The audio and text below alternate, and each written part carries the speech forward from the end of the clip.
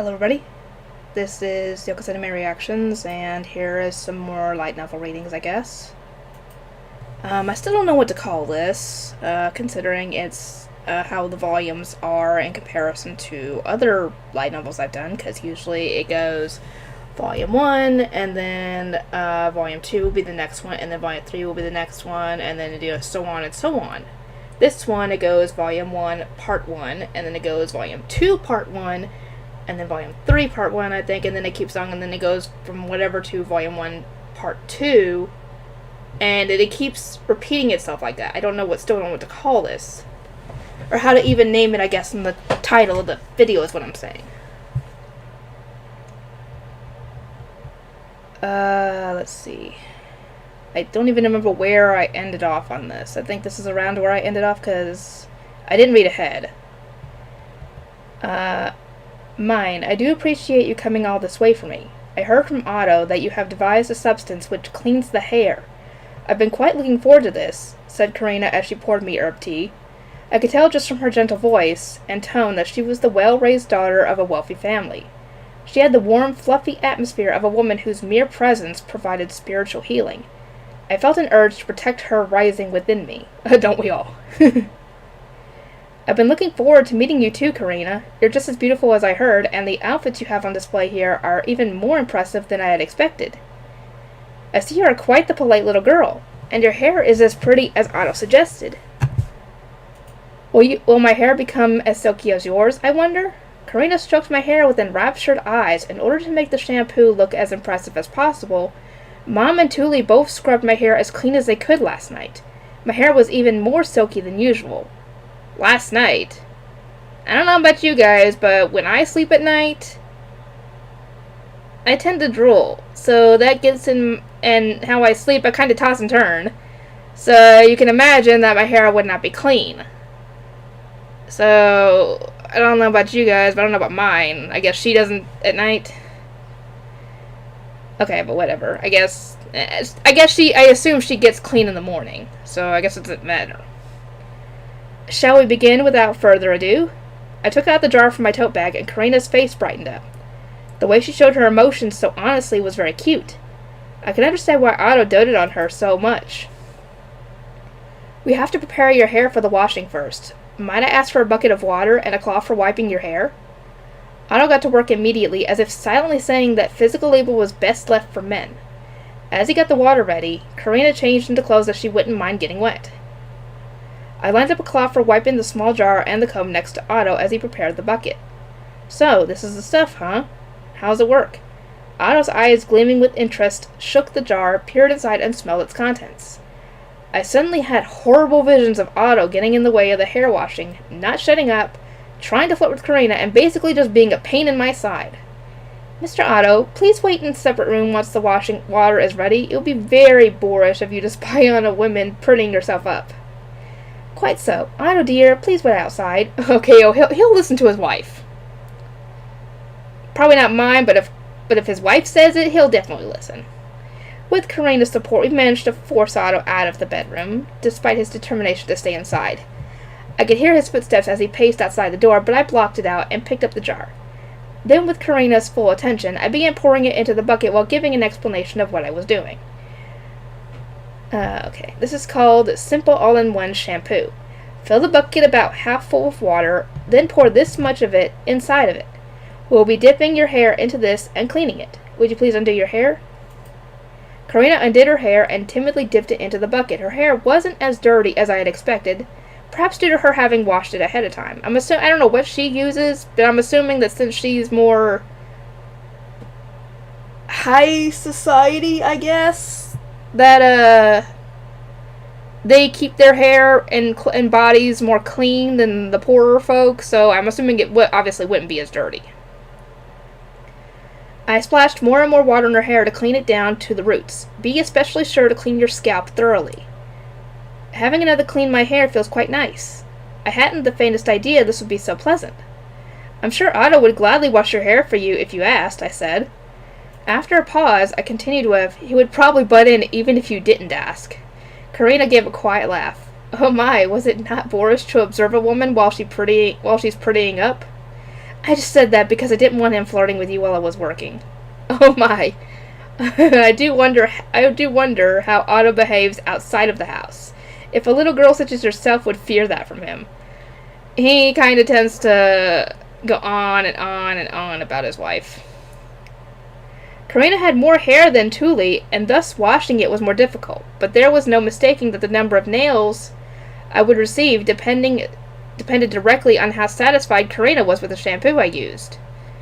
I used the extent of my skill to wash her hair as thoroughly as possible. Mind, sweetie, might I ask you something? Said Karina, her tone a bit more stiff than before. I reflexively tensed up, fearing that she was about to ask me how to make the shampoo. Truly, what is Otto like when working at the gate? Her question was so unexpected that I couldn't help but let out a surprised, huh? Karina's expression clouded. He abandoned his life as a merchant for me, so I can't help but feel a tad worried. Oh, you don't need to worry about that. He's still being quite the merchant at the gate. Despite claiming to be so busy, he handled all the budget season work himself, negotiated with the merchants that came to sell equipment and commodities, exploited his position as city guard to obtain as much information as possible, and so on. Otto was still behaving just like a merchant. Come again?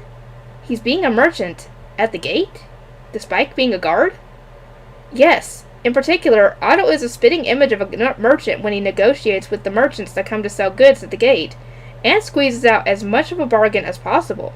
He has the sinister, conniving smile of a merchant on his face each day, as a matter of course. He looks like a merchant to you. I see, then it must be so. I feel that your words are just the emotional support I needed. Karina's cream-colored hair got silkier as I wiped it with the cloth, and increased in luster like a shining pearl as I diligently ran the comb through it. I thought the same thing when I was washing Lutz's blonde hair, but seriously, I was jealous. If you can, please try to use a wooden comb. The wood will absorb the liquid and help make your hair look more lustrous. Very well, and gracious, this is even prettier than I imagined. Karina let out an awed murmur as she touched her own hair. Your hair has a pretty color to begin with, and you seem to have been taking good care of it on your own, so the silkiness came out even easier than normal. All you have to do is repeat this process once every 5 to 7 days. Wow, they don't even have to wash their hair very often. Well, then again, you're not supposed to wash your hair like every day because it takes out the natural moisture of your hair, but I kind of am a hypocrite on that myself because I do it every day. I explained while pointing at the jar, which had some shampoo left within it. But Karina just tilted her head in confusion. You're gracing me with the leftovers as well? Goodness, I couldn't just take it unrewarded. Allow me to give you a gift first. It's fine, Otto's giving me nails in return for all this. Nails? Truly? Is he not selling you short? He was, but that was fine with me. I would be getting the nails I needed without telling them how to make the shampoo. And on top of that, I could just ask for more stuff whenever Karina wanted more shampoo. Ahem. Mine. My clothes have gotten a little wet, and I wish to change. Would you be a dear and wait outside with Otto for a bit? I nodded, but when I opened the door to go outside, Otto practically pounced with the look of a starving bear who had finally found food. Karina? Oh dear. My clothes got wet, and so I am changing. Otto, do entertain mine while I'm busy. Karina poked her head. Oh dear. No, that was not a smart idea, Karina. We've all seen what happens in the anime. Poked her head out of the slightly open door and spoke with a smile. Her damp hair spilled across her wet clothes, which when combined with her shy tone gave her a strange air of sensuality. Forgive me for showing myself like this. I'll be changed in no time. Karina shut the door to the bedroom immediately once I was in the hall. Oh, never mind. I glanced at Otto and saw that he was staring at the closed door in a daze. Seeing how in awe he was, I made a little triumphant pose on the inside. Today had undoubtedly ended in my solid victory. So Otto, didn't Karina look super beautiful? Did you fall in love with her all over again?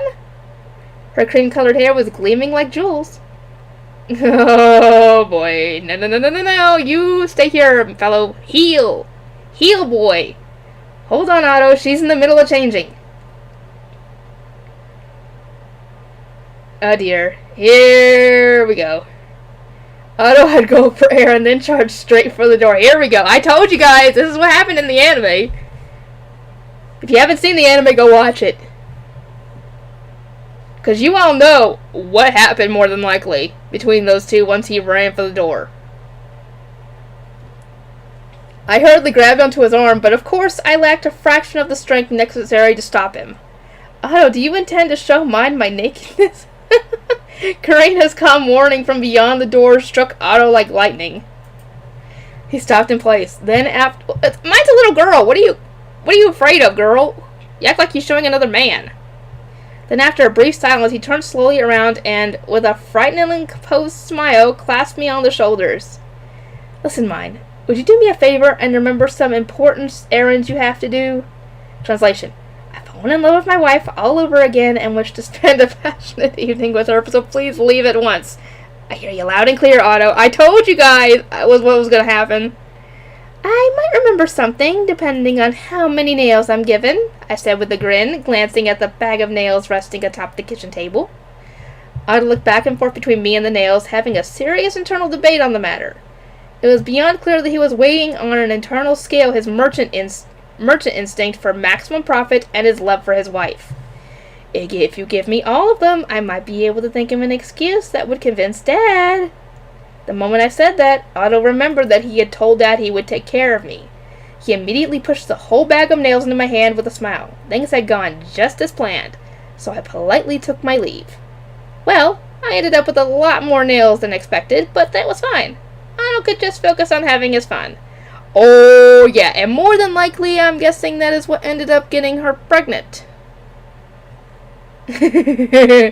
Oh boy, that happened, yeah. With the nail-filled bag in hand, I began the journey home alone. The nails were heavy. Individually, they were light, but together the weight really added up.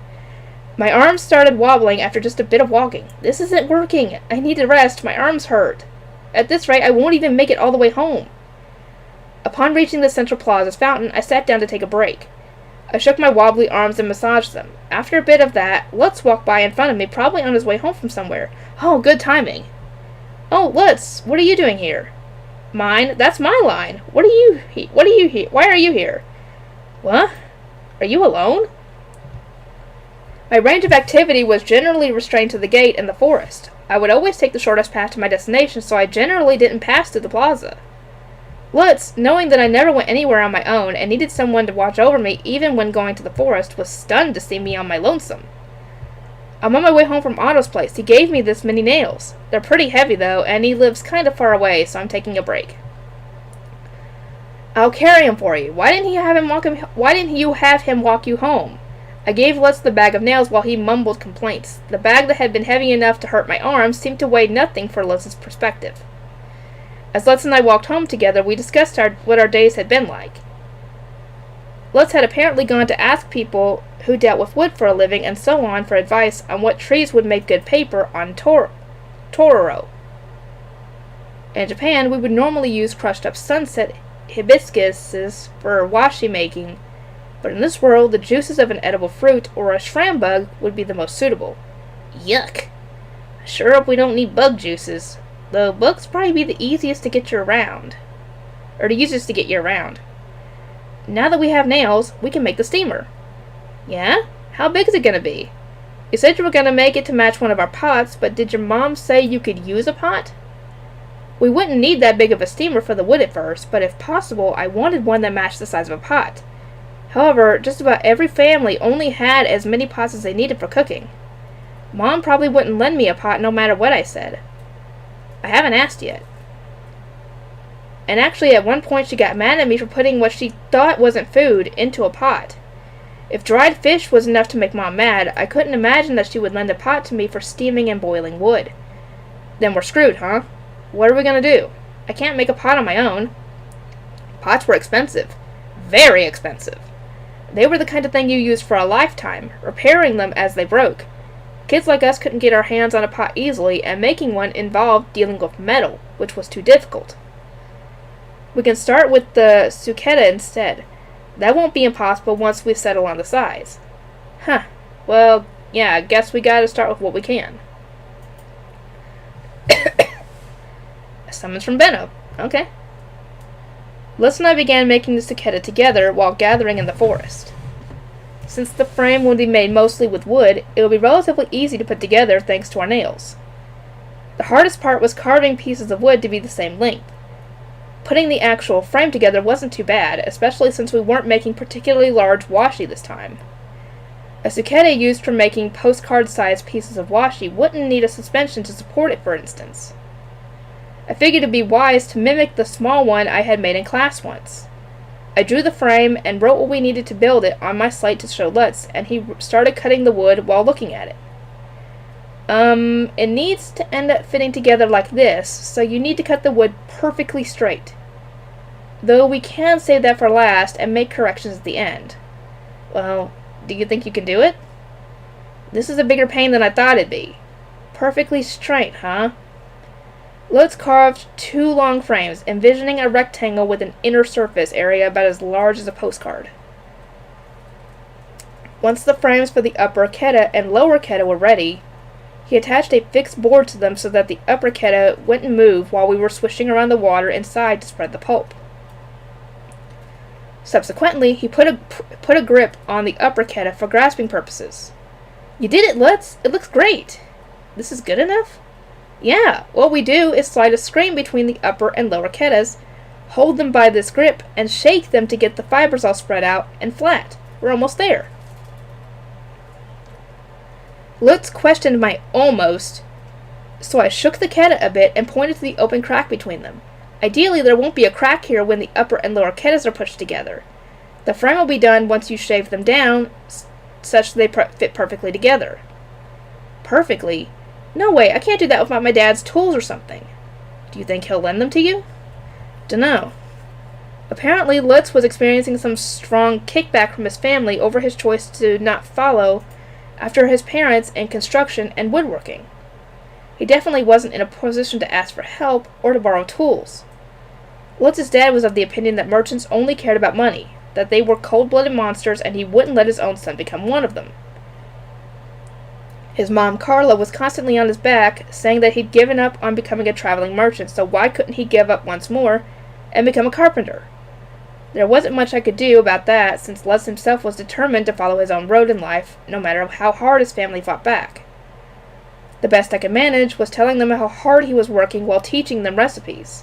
Once again, I'm pretty useless. Even in the worst-case scenario of the keta not working at all, it wouldn't really be a problem. We could just make another one shaped a bit differently. The screen was the problem. We had to make a screen that was like 100 pieces of bamboo stuck together. We would need a bunch of bamboo, all of similar size, plus string. Not just any string either. It had to be strong string. We didn't have any string we could use for our own purposes, and turning the bamboo into strips also seemed hard.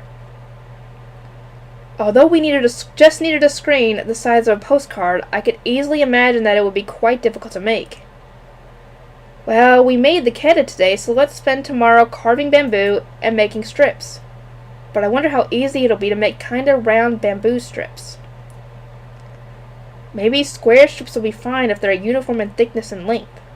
I don't know, we just gotta try stuff and see what works. I wasn't much help since I couldn't use a knife very well yet, but given how many strips we needed, I had to contribute bit by bit.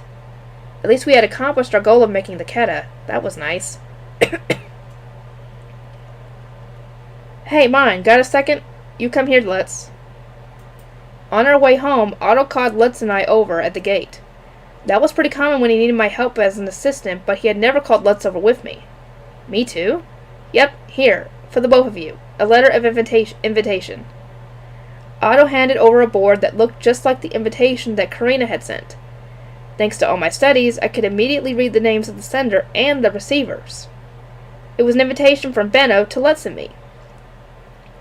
I had thought that we wouldn't be seeing each other again until I made paper, and I had no idea why he would send something like that for 2 kids who weren't even his apprentices yet.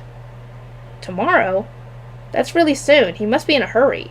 I wonder why. He's not going to reject us before we get the supplies ready, is he? Perhaps an applicant arrived that he had to prioritize above us, or perhaps he had gleaned from our interview just enough information to make the paper himself. Nothing but bad possibilities ran through my mind. No, nothing like that. Otto shook his hands in a hurry, but I just glared at him. He definitely knew something. Mr. Otto, do you know why he sent this? Well, Benno saw Karina's hair and really dug into her with questions. Oh, he's wanting to buy the recipe for the all-in-one shampoo. That's what he's wanting. I ended up telling him everything I knew, and now he wants to talk to you. And this is all your fault, Mr. Otto. Why'd you tell him about this? What's odd about a husband bragging about how pretty his wife is? Wow. Did he go and brag just to get revenge on me for taking all the nails? Well, even if I yell at Otto for that, the letter of invitation's already here. I have to go if I want him to take me on as an apprentice. On paper, this is just an invitation to lunch. So we might end up eating a really fancy meal. Oh man, yeah, I'm definitely going. Lutz's motivation shot up in seconds. Commoners are hungry all the time and would snap up any opportunity to have a fancy meal. Personally speaking, even I was interested in what kind of food rich people ate. The invitation said to go to the Gilberta Company after 4th bell, but I didn't know where that was. Where is the Gilberta Company? We don't know that place. The Gilberta Company is Benno's store and the 1st floor of my place. Otto lived on the 3rd floor of Karina's family home, and that had been arranged because her older brother was worried for his cute little sister, in other words. In other words, Karina was Benno's little sister, which makes Otto his brother-in-law. Yep, you're his brother-in-law. Otto grinned. If they were siblings, it would be fair to assume that everything I told Otto had been leaked to Benno. The will to argue drained from me. Yep, they are in-laws. The next day, Lutz and I wore the cleanest clothes we had and headed to Benno's store. After passing the plaza, our surroundings got increasingly fancy as we walked. Lutz had apparently never walked past the plaza to the inner wall before. He was looking all over the place. This is something else. It's the same city, but everything's totally different. I was really surprised too when I first went to Otto's place. If a city's this different already, I bet they eat some crazy stuff over here. I'm pumped, said Lutz with an innocent grin. I let out a sigh and gave him a warning. Let's be careful about how you eat. He's definitely going to be watching us to see if we have table manners. What? How I eat? I've never heard about table manners. What are you talking about? To be fair, I didn't know either. Or, to be more precise, I didn't know if this world expected similar manners as to what I knew from Japan. I only had one plan for this. If you just stay calm and mimic how Benno eats, you should be fine.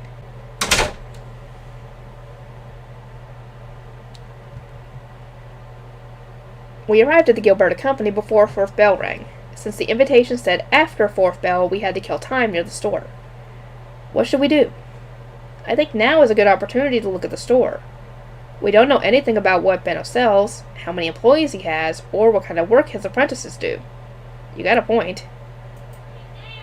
Gathering info on a potential workplace was just common sense for me, but this world had no interest, or internet, or anything like that. If you wanted information, you had to dig through rumors or see the truth with your own eyes. There was nothing else you could do. Under normal circumstances, you would learn information about your workplace through your parents' association with it and through the person potentially hiring you.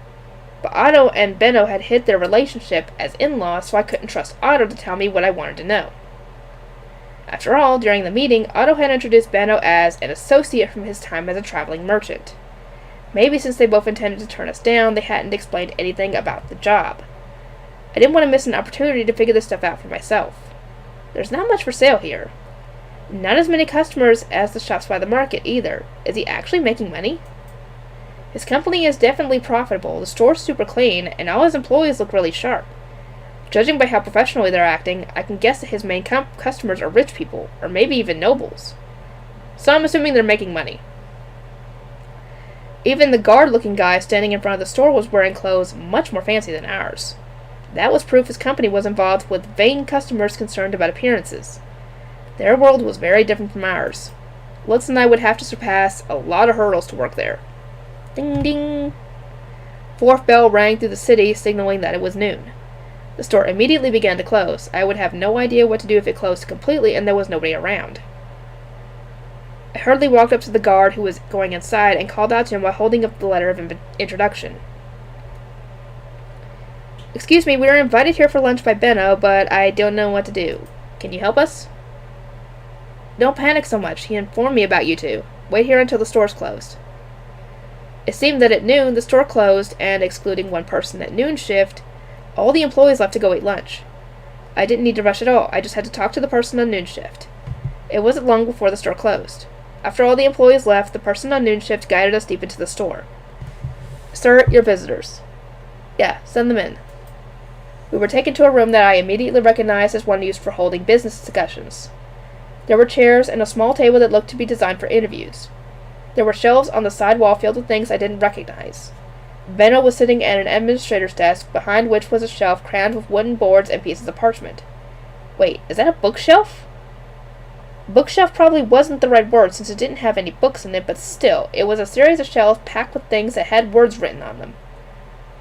I started to drift over in its direction, but Benno standing up gave me the strength to dig my heels in and stop in place.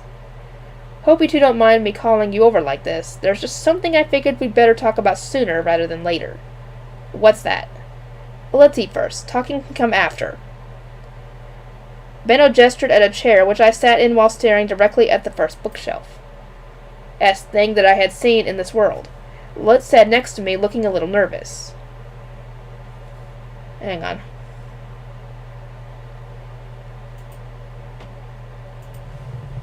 Okay, I think I'm going to end this part off here, guys. I'll see y'all next time.